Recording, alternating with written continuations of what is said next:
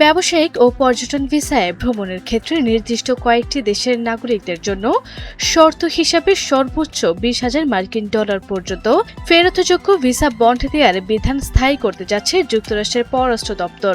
50টি দেশের নাগরিকদের উপর প্রয়োগ হতে যাওয়া এই সিদ্ধান্ত আগামী 3 আগস্ট থেকে প্রজ্ঞাপন প্রকাশের মধ্য দিয়ে আনুষ্ঠানিকভাবে কার্যকর হবে। স্থানীয় সময় শুক্রবার 31 জুলাই মার্কিন ফেডারেল রেজিস্টারে প্রকাশিত এক অনলাইন বিজ্ঞপ্তির মাধ্যমে স্থায়ী সিদ্ধান্তের চূড়ান্ত খসড়া নিশ্চিত করা হয়।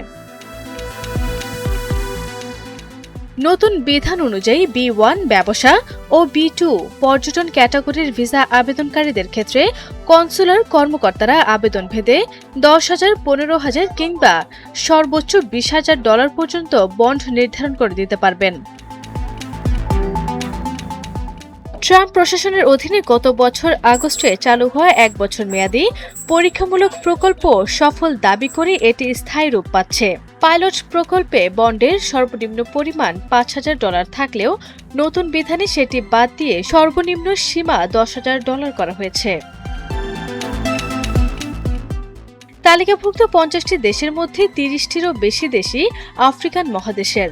মার্কিন প্রশাসনের পক্ষ থেকে জানানো হয়, নির্ধারিত মেয়াদ শেষ হওয়ার পরও অবৈধভাবে থেকে যাওয়ার প্রবণতা ঠেকাতে এই পদক্ষেপ নেওয়া হয়েছে।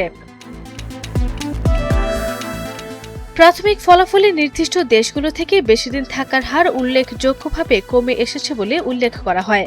বন্ডের এই অর্থ ফেরতযোগ্য হলেও ইমিগ্রেশন ও মানবাধিকার আইনজীবীরা বলছেন, অতিরিক্ত অর্থের এই চাপ দারিদ্র্য অঞ্চলের বৈধ ভ্রমণকারীদের মারাত্মকভাবে নিরুৎসাহিত করবে।